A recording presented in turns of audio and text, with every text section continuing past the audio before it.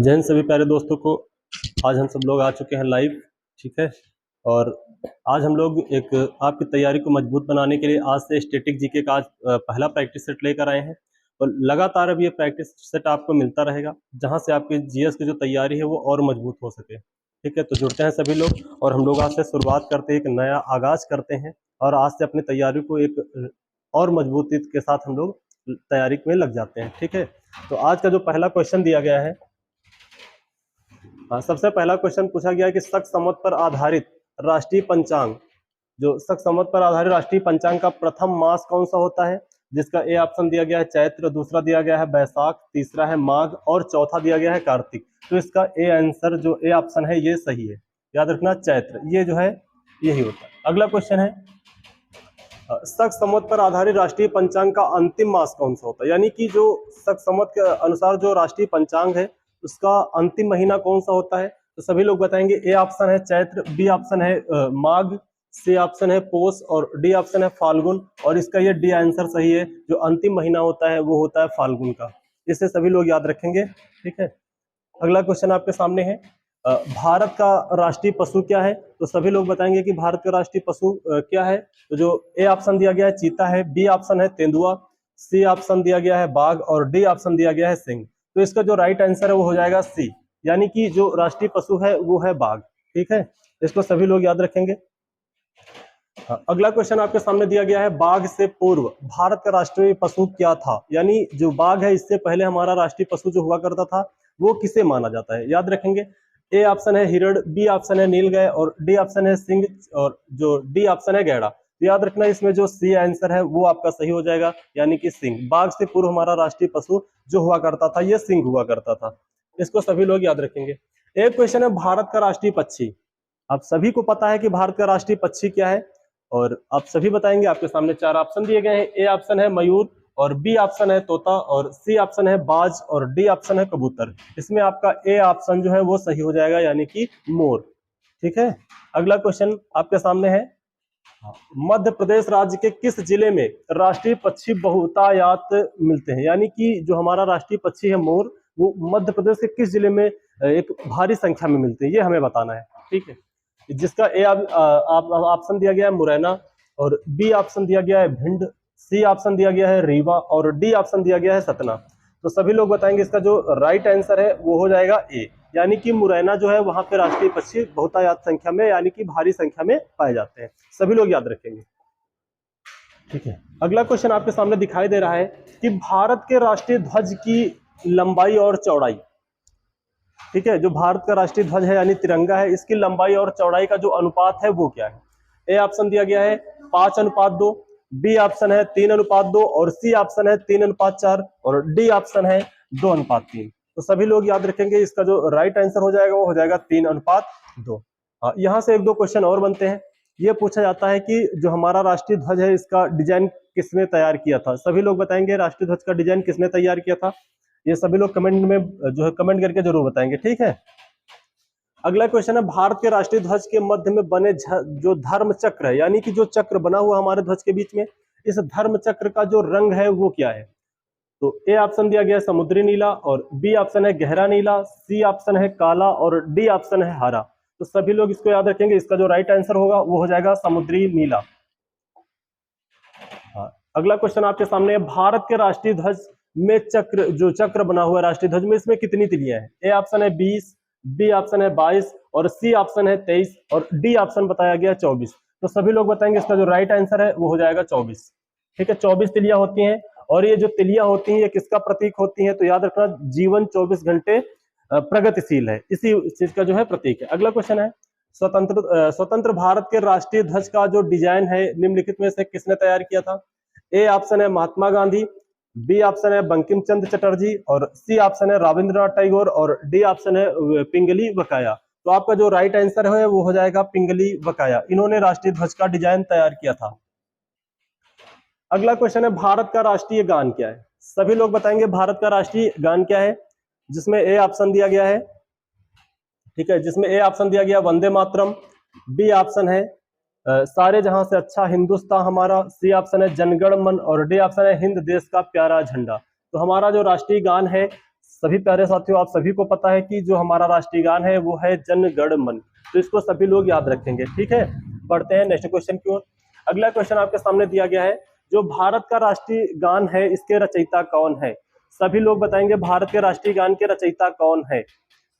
ठीक है, सभी लोग बताएंगे। ए ऑप्शन है बंकिम चंद्र चटर्जी, और बी ऑप्शन है रविंद्रनाथ टैगोर, और सी ऑप्शन है सरोजनी नायडू, और डी ऑप्शन है अरविंद घोष। तो सभी लोग याद रखेंगे, इसका जो राइट आंसर है वो रविंद्रनाथ टैगोर, हमारे राष्ट्रीय गान के रचयिता रविंद्रनाथ टैगोर जी हैं। हाँ, अगला एक क्वेश्चन है, हम राष्ट्रीय गान जन गण मन सर्वप्रथम कब और कहां पर गाया गया, ये पूछा गया है। जो हमारा राष्ट्रीय गान है यानी जन गण मन, जिसे रविंद्रनाथ टैगोर जी ने लिखा है, और ये सबसे पहले सर्वप्रथम कहां पे गाया गया था, ये पूछा गया है।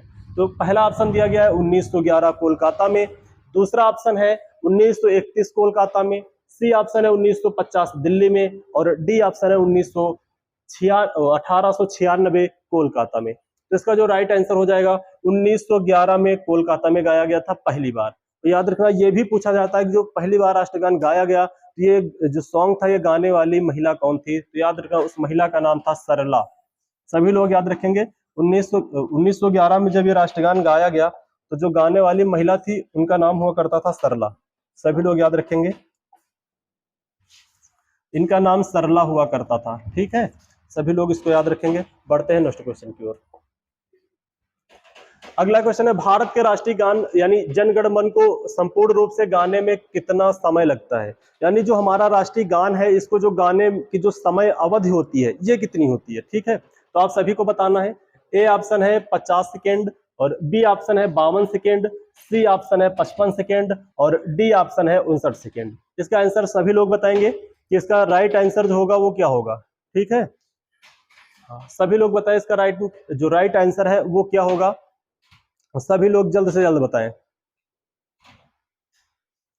इसका जो राइट आंसर होगा, कितना समय में लगता है? 52 सेकेंड। सभी लोग याद रखेंगे, 52 सेकेंड लगता है। ठीक है, अगला जो क्वेश्चन है, अगला क्वेश्चन आपके सामने है, भारत का राष्ट्रीय गीत क्या है? सभी लोग बताएंगे कि भारत का राष्ट्रीय गीत जो है वो क्या है। ठीक है, सभी लोग बताएं कि भारत का राष्ट्रीय गीत क्या है। ए ऑप्शन दिया गया है जन गण मन अधिनायक जय है, अभी आप लोगों ने पढ़ा, ये हमारा राष्ट्रीय गान है, राष्ट्रीय गीत नहीं है। बी ऑप्शन है हिंद देश का प्यारा झंडा, सी ऑप्शन है वंदे मातरम, और डी ऑप्शन है सारे जहां से अच्छा हिंदुस्तां हमारा। तो इसका जो राइट आंसर हो जाएगा वो हो जाएगा वंदे मातरम। तो हमारा राष्ट्रीय गीत क्या है? वंदे मातरम। अगला क्वेश्चन आपके सामने है, भारत के राष्ट्रीय गीत के रचयिता कौन है? सभी लोग बताएंगे जो भारत का राष्ट्रीय गीत है इसके रचयिता कौन है। सब लोग जल्दी से जल्द बताएं।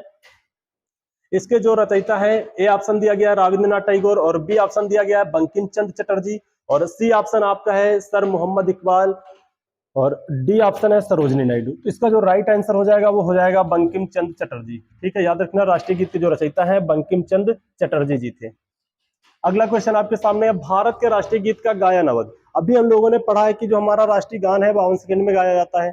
अब पूछा गया कि जो राष्ट्रीय गीत है उसकी जो गायन अवधि है यानी कि जो उसको गाया जाता है उसमें कितने समय में गाया जाता है, ये हमें बताना है। ए ऑप्शन दिया गया है 62 सेकेंड, बी ऑप्शन दिया गया है 60 सेकेंड, और सी ऑप्शन है 65 सेकेंड, और डी ऑप्शन दिया गया है 90 सेकेंड। तो इसका जो राइट आंसर हो जाएगा, प्यारे साथियों आप सभी को पता है कि इसका जो राइट आंसर है सी, यानी कि 65 सेकेंड। ठीक है, बढ़ते हैं अगले क्वेश्चन की ओर। भारत का राष्ट्रीय गीत वंदे मातरम सर्वप्रथम कब गाया गया था? ये पूछा गया कि जो हमारा राष्ट्रीय गीत है ये सर्वप्रथम कब गाया गया था। सभी लोग इसका आंसर देंगे। ए ऑप्शन दिया गया 1886, बी ऑप्शन दिया गया 1896, सी ऑप्शन है 1906, और डी ऑप्शन है 1907। तो इसका जो राइट आंसर हो जाएगा, पहली बार हमारा राष्ट्रीय गीत 1896 में गाया गया था। सभी लोग याद रखेंगे। बढ़ते हैं नेक्स्ट क्वेश्चन की ओर। अगला क्वेश्चन है, भारत का राष्ट्रीय गीत, भारत का राष्ट्रीय गीत वंदे मातरम किस ग्रंथ से संकलित है? ठीक है, किस ग्रंथ से यानी कि लिया गया है, सभी लोग बताएंगे। ए ऑप्शन जो आपका दिखाई दे रहा है वो है मुंडकोपनिषद, और बी ऑप्शन जो आपका है वो है कठोपनिषद, और सी ऑप्शन है आनंद मठ, और डी ऑप्शन है भारत भारती। तो सभी लोग याद रखेंगे, जो हमारा राष्ट्रीय गीत है ये लिया गया था आनंद मठ से, यानी कि सी ऑप्शन आपका सही हो जाएगा। अगला क्वेश्चन आपके सामने है, आकाशवाणी यानी जो हमारी आकाशवाणी है और दूरदर्शन, आकाशवाणी दूरदर्शन के दैनिक कार्यक्रमों की जो शुरुआत किससे होती है, यानी कि जब शुरुआत की जाती है तो सबसे पहले कहां से शुरुआत की जाती है, ये सभी लोग आप बताएंगे। ए ऑप्शन दिया गया है राष्ट्रगान से, बी ऑप्शन दिया गया है राष्ट्रीय गीत से, और सी ऑप्शन दिया गया है संतूर वादन से, और डी ऑप्शन दिया गया है फिल्मी धुन से। सभी लोग बताएंगे इसका जो राइट आंसर होगा वो क्या होगा। ठीक है, राष्ट्रगान होगा या राष्ट्रीय गीत होगा या संतूर वादन होगा या फिल्मी धुन होगी। तो जो हमारी आकाशवाणी है इसकी जो शुरुआत की जाती है ये राष्ट्रीय गीत से की जाती है, और आप सभी को राष्ट्रीय गीत पता है, अभी हम लोगों ने पढ़ा ही है। ठीक है, अगला क्वेश्चन आपके सामने है, सारनाथ स्थित राष्ट्रीय स्तंभ का कौन सा भाग, जो सारनाथ में स्थित राष्ट्रीय स्तंभ का कौन सा भाग राष्ट्रीय प्रतीक के रूप में लिया गया है। तो सभी लोग बताएंगे शीर्ष भाग लिया गया है, आधार भाग लिया गया है, या फिर मध्य भाग लिया गया है, या फिर पूरा भाग लिया गया है। सभी लोग बताएंगे इसका जो कौन सा ऑप्शन सही होगा, ए सही होगा, बी सही होगा, या सी होगा, या फिर डी होगा। तो जो हमारा राष्ट्रीय स्तंभ है इसका जो भाग लिया गया है राष्ट्रीय प्रतीक के रूप में, ये शीर्ष भाग को लिया गया, यानी कि ए ऑप्शन आपका सही हो जाएगा। बढ़ते हम लोग अगले क्वेश्चन की ओर। भारत के राष्ट्रीय प्रतीक, भारत के राष्ट्रीय प्रतीक में निम्नलिखित में से कौन सा पशु दृष्टिगत नहीं है, सभी को बताना है। यानी दृष्टिगत की बात की जाए यानी कि जो राष्ट्रीय प्रतीक है उस राष्ट्रीय प्रतीक में शामिल नहीं है। तीन ऐसे हैं जो शामिल है, एक ऐसा दिया गया है जो शामिल नहीं है। तो इसका राइट आंसर आप सभी को बताना है। ए ऑप्शन बताया गया आपको कि सिंह, और बी ऑप्शन दिया गया है सांड, और सी ऑप्शन है घोड़ा, और डी ऑप्शन आपका है हिरण। तो आप सभी को बताना है इनमें से कौन सा नहीं शामिल है। आप सभी को पता है कि राष्ट्रीय जो प्रतीक चिन्ह है उसमें सिंह की भी तस्वीर है, सांड की भी है, और घोड़े की भी तस्वीर है। तो आपका डी ऑप्शन सही हो जाएगा, यानी हिरण की तस्वीर नहीं है। ठीक है, तो याद रखना कि कौन सा पशु दृष्टिगत है, तो याद रखना हिरण। फिर आपके सामने एक क्वेश्चन है, इसको आप सभी बताएंगे, बहुत अच्छा क्वेश्चन है कि भारत के राष्ट्रीय प्रतीक चिन्ह में कितने शेर दिखाई देते हैं। हाँ, दो क्वेश्चन यहां से बनते हैं। तो पहला क्वेश्चन आपके सामने है कि जो हमारा राष्ट्रीय प्रतीक है इसमें कितने शेर दिखाई पड़ते हैं। तो ए ऑप्शन दिया गया है 1, बी ऑप्शन है 2, और सी ऑप्शन है 3, और डी ऑप्शन है 4। तो जो दिखाई देते हैं वो सभी को पता है मेरे भाई, जो दिखाई देने वाले हैं वो है 3। ठीक है, तो याद रखना कितने शेर दिखाई देते हैं, तो 3 शेर दिखाई देते हैं। आपने अशोक की उसमें देखा होगा लाट में, जो 5 रुपए के पुराने वाले 5 रुपए के सिक्के में भी बने रहते थे। फिर अगला क्वेश्चन कहा गया है कि भारत का राष्ट्रीय चिन्ह अशोक महान द्वारा सारनाथ में स्थापित अशोक स्तंभ से लिया गया है, इसमें कितने सिंह हैं। अभी पूछा गया था कितने दिखाई देते हैं, अब पूछा गया कि इसमें कितने सिंह हैं, और दोनों का आंसर जो होगा वो अलग होगा। पहला ऑप्शन दिया गया है 1, और दूसरा ऑप्शन है 3, और तीसरा ऑप्शन है 4, और चौथा ऑप्शन है 5। तो जो दिखाई देते हैं अभी हम सब लोगों ने पढ़ा कि वो 3 होते हैं, लेकिन जो हमारे अशोक स्तंभ में जो स्थापित है यानी उसमें जो शेरों की संख्या है वो है 4। 3 दिखाई देते हैं और एक पीछे की ओर होता है वो दिखाई नहीं देता। तो याद रखना अशोक स्तंभ में कितने शेर की तस्वीरें अंकित है, 4। अगला क्वेश्चन है, भारत के राष्ट्रीय संवत के रूप में किस संवत को मान्यता दी गई है। ए ऑप्शन है विक्रमी संवत, बी ऑप्शन है शक संवत, और सी ऑप्शन है कोल्लाम संवत, और डी ऑप्शन है ग्रेगोरियन कैलेंडर। तो आप सभी बताएंगे कि राष्ट्रीय पंचांग के रूप में किससे जो है मान्यता दी गई है, राष्ट्रीय संवत के रूप में। तो याद रखना बी ऑप्शन आपका सही हो जाएगा, शक संवत को मान्यता दी गई है। सभी लोग इसको याद रखेंगे। अगला क्वेश्चन है, संविधान सभा ने तिरंगे को राष्ट्रीय ध्वज के रूप में कब अपनाया था, यानी कब अपनाया गया। जो हमारा संविधान सभा है इसने तिरंगे को राष्ट्रीय झंडे के रूप में कब अपनाया है, सभी लोग बताएंगे।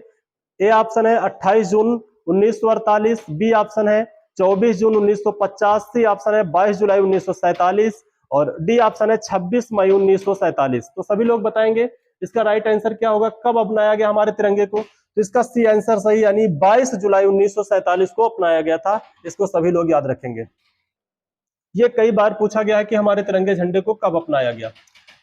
अगला क्वेश्चन आपके सामने दिखाई दे रहा है कि जो राष्ट्रीय पक्षी मोर है, हमारा जो राष्ट्रीय पक्षी मोर है इसका वैज्ञानिक नाम क्या है, सभी लोग बताएंगे।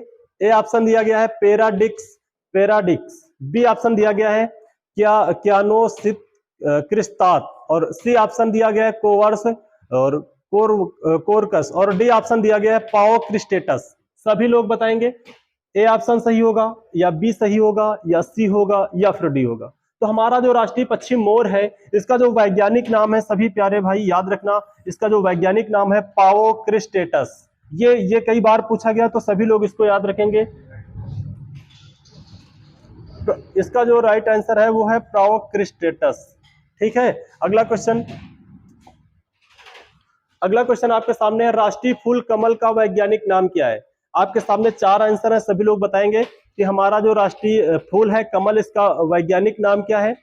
तो इसका जो वैज्ञानिक नाम होगा हमारे राष्ट्रीय फूल का, तो इसका वैज्ञानिक नाम है नेलंबो न्यूसिफेरा। इसको याद रखेंगे, नेलंबो न्यूसिफेरा इसका वैज्ञानिक नाम है। बढ़ते हैं अगले क्वेश्चन की ओर। ठीक है, हाँ, तो आज के लिए बस इतने ही क्वेश्चन थे। ठीक है, और ये स्टैटिक जीके का एक छोटा सा प्रैक्टिस सेट था, सभी लोग इसको जरूर देखेंगे और इसके जो क्वेश्चन है इनको लगाएंगे। कल मिलेंगे फिर नेक्स्ट वीडियो के साथ। जय हिंद, जय भारत।